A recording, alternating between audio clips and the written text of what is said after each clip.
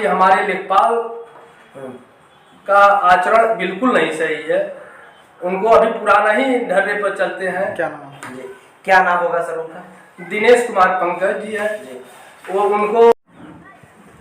नमस्कार, fast plus news में एक बार फिर से स्वागत है। मैं हूं अजय कुमार और आज उपस्थित है जनपद गोरखपुर के चारगांवा ब्लॉक क्षेत्र अंतर्गत मनीराम सेक्टर में। और जैसे कि आप सभी को पता है कि पूरे भारत में एक महान शख्सियत, एक महान व्यक्ति डॉक्टर B.R. अम्बेडकर यानी कि डॉक्टर भीमराव अंबेडकर जी की जन्म उत्सव 14 अप्रैल को मनाना है। इसको लेके सभी देश में एक उत्साह का माहौल देखने को मिल रहा है। ग्राम सभा में भी इसकी जन्म उत्सव की योजनाएं चल रही हैं, परियोजनाएं चल रही हैं, तैयारियां चल रही हैं। इसी क्रम में हम सेक्टर ग्राम सभा में उपस्थित हो चुके हैं और आइए इस सचिवालय का रूप ढांचा भी हमने देखा है कि काफ़ी तरीके से, काफ़ी सुचारू रूप से यहाँ जो भी सचिवालय का निर्माण कराना है प्रधान जी के द्वारा हुआ है। आइए सीधा हम अंदर चलते हैं और यहाँ प्रधान जी उपस्थित हैं। हम सीधा बात करने की कोशिश करते हैं कि आने वाले 14 अप्रैल को लेकर, जन्म उत्सव को लेकर क्या तैयारियां चल रही है ग्राम सभा में। बहुत बहुत स्वागत प्रधान जी, कैसे हैं? ठीक है जी सर, हम जानना चाहेंगे कि आने वाले 14 तारीख को लेकर डॉक्टर भीमराव अंबेडकर जी की जन्म उत्सव है, जन्म दिवस है, तो तैयारियां कैसी चल रही है?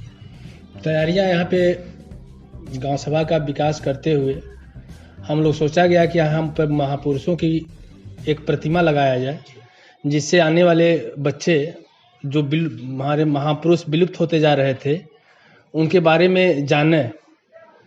तो इसी क्रम में हमने एक टोला है हरिजन बस्ती का, जिसमें हर गली, हर घर को सीसी रोड और भूमिगत नाली से जोड़ दिया। वहाँ एक थोड़ा सा जगह बच रहा था जहाँ बहुत ही कबाड़ था, बहुत गंदगी थी।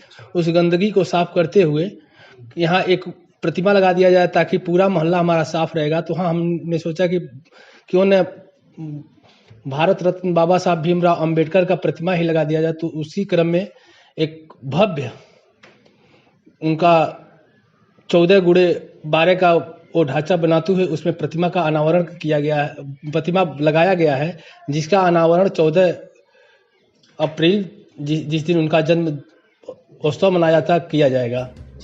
इस जन्म उत्सव में सम्मिलित होने के लिए कोई बाहर से चीफ गेस्ट आ रहे हैं या फिर अपनी ग्राम सभा के लोगों के बीच मना रहे हैं?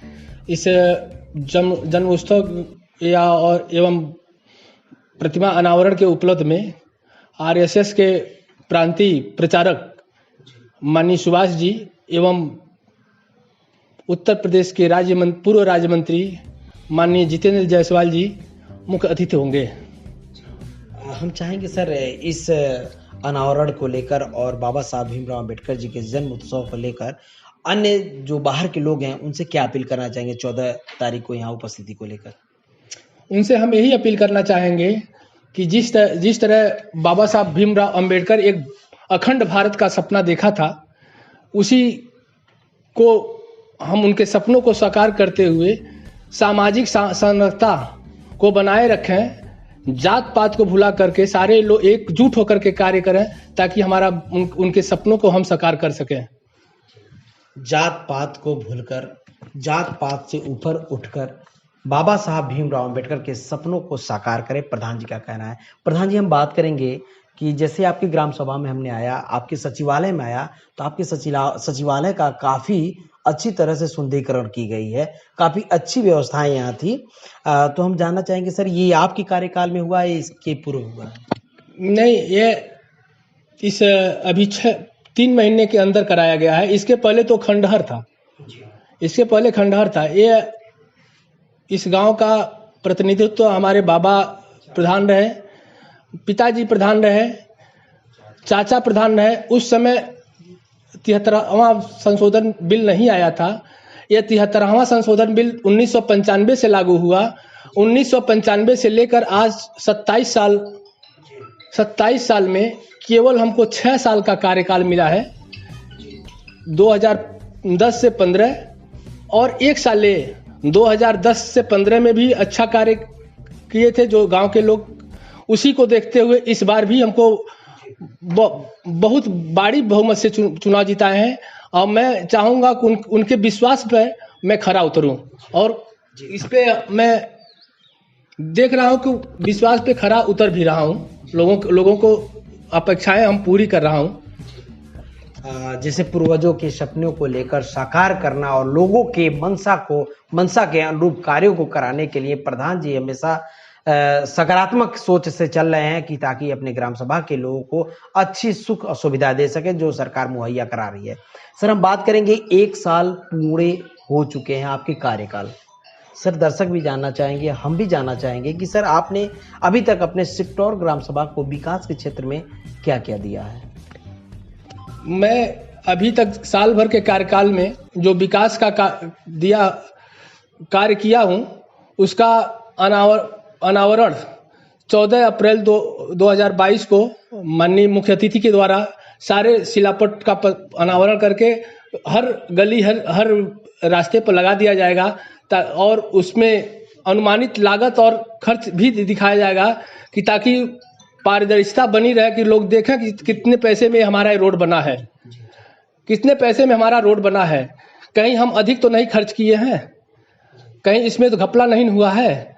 तो वो सारे पारदर्शिता को हम दर्शाते हुए हर गली पे हर पत्थर लगा रहे हैं ताकि सारे एक। वही मैं जानना चाहूँगा सर कि अभी तक आपने कहाँ नाली खड़ंजे और आरसीसी जो भी इंटरलॉकिंग करवाए हैं, कहाँ अभी तक निर्माण हुआ है सर? अब देख लीजिए, एक टोला हरिजन बस्ती है वो पूरी संतृप्त हो गई। काली जी के मंदिर से लेके सोनबरसा सिवान तक हो गया। फिर आपका सचिवालय देख ही रहे हैं। फिर सचिव आवास एक बन गया, आंगनबाड़ी बन गया, विद्यालय में पोषण वाटिका और बर्मी नावेड ये सब कंपोस्ट खाद के लिए बन गया। अन्य कार्य चल ही रहे हैं। जैसे कि मैं बता दूं कि कार्य इतने हैं कि प्रधान जी भी भूल जा रहे हैं, लेकिन मैं आपको सच्चाई बता दूं कि जैसे कि हमने इस ग्राम सभा में आया, यहाँ के बहुत सारे लोगों से मैंने पता किया, बातों में ऐसा हुआ, उन्होंने आपके बारे में बताया कि सर जो भी आप कार्य करते हैं तो बाकायदा उसका एस्टीमेट सबके समक्ष पारदर्शिता के लिए रखते हैं। सर क्या वजह है कि आप हर एक चीज सबके समक्ष रखते हैं? इसको हमारे कहने से तो नहीं ठीक लगेगा। हम जब उसका हर वर्ग पे जब पत्थर लगा देंगे तो सबको दिखाई देगा कितना इस कार्य में कितना खर्च किया है, कितना किस कार्य में खर्च किया है। उसमें हम कुछ कर नहीं सकते।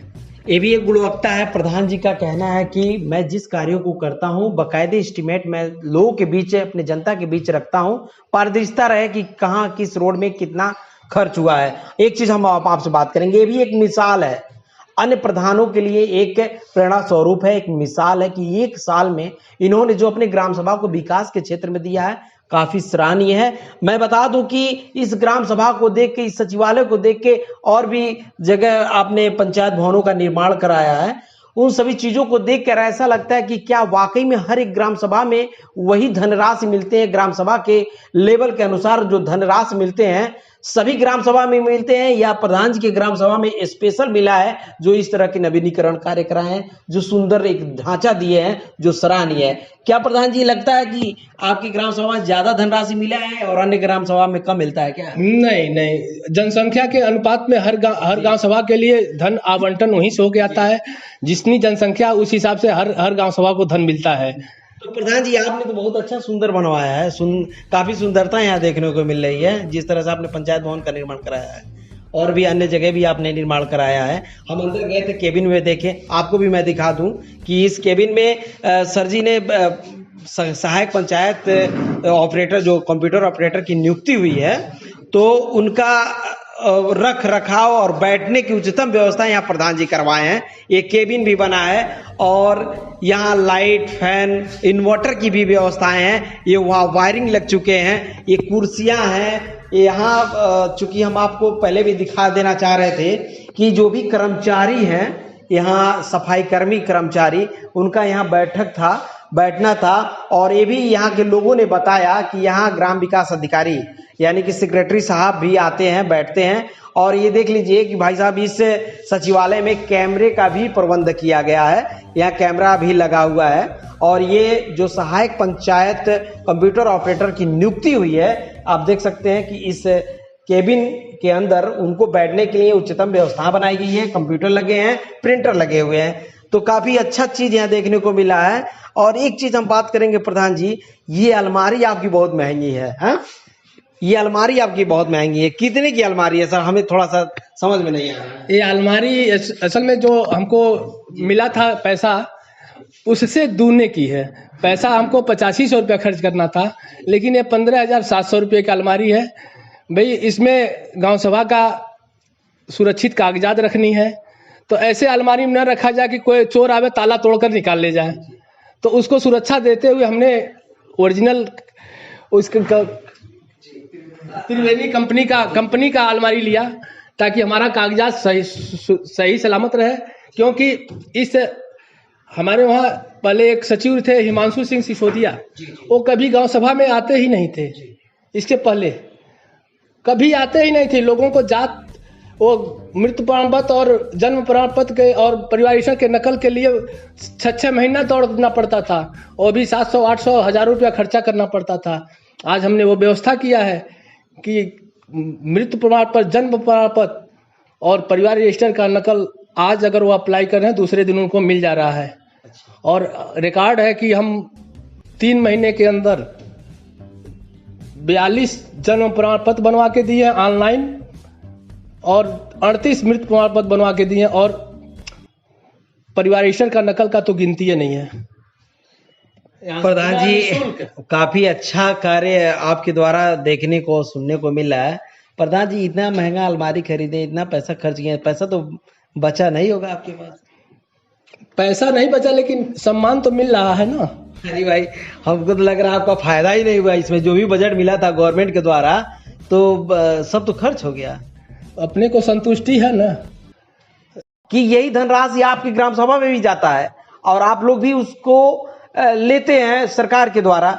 लेकिन जो सोच प्रधान जी अपनी ग्राम सभा को सुख सुविधा देना चाहते हैं, गौर कीजिएगा।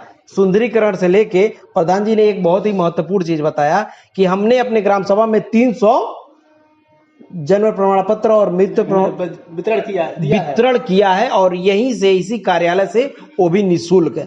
बहुत ही सराहनीय है। हम देखते हैं सर जी कि गांव में बहुत सारे ग्राम सभा में देखने को मिलता है कि लोग के चप्पल गिर जाते हैं और जन्म प्रमाण पत्र और मृत्यु प्रमाण पत्र बनवाने के लिए। और यहाँ तक ये भी बहुत बड़ी बात है कि मृत्यु प्रमाण पत्र बनवाने के लिए लोगों को पैसा तक देना पड़ता है। क्या कहेंगे प्रधान जी इस पे? पैसा देना पड़ता है, लोग जागते हैं, पैसा देते हैं ब्लॉक पे। लेकिन यहाँ किसी को हमने ऐसी व्यवस्था बनाया है कि किसी ग्राम वासी को ब्लॉक में जाना ही नहीं पड़े, उनका ब्लॉक के ही सचिवालय ही है। चलिए, सचिवालय में आज हम बैठे हैं, ये हमारे पूर्वज का देन है। 1987 से लेकर 1995 तक हमारे चाचा श्री राजेंद्र सिंह प्रधान रहे, तो उस समय बजट नहीं आती थी, तो उन्होंने इस गांव सभा में अच्छा नसबंदी कराया था, तो उनको इनाम स्वरूप 30,000 रुपया इनाम मिला था। 30,000 इनाम मिला था। उस 30,000 रुपया में इस पंचायत भवन का निर्माण किया था। तो उनके कदमों पर, उनके नक्शे कदम पर हमको भी चलना है। आप देख लीजिए, जो ग्रिल लगा हुआ है, आज उस तरह का ग्रिल लोग अपने घर में नहीं लगवाते हैं, जो हमारे चाचा जी ने लगवा दिया है।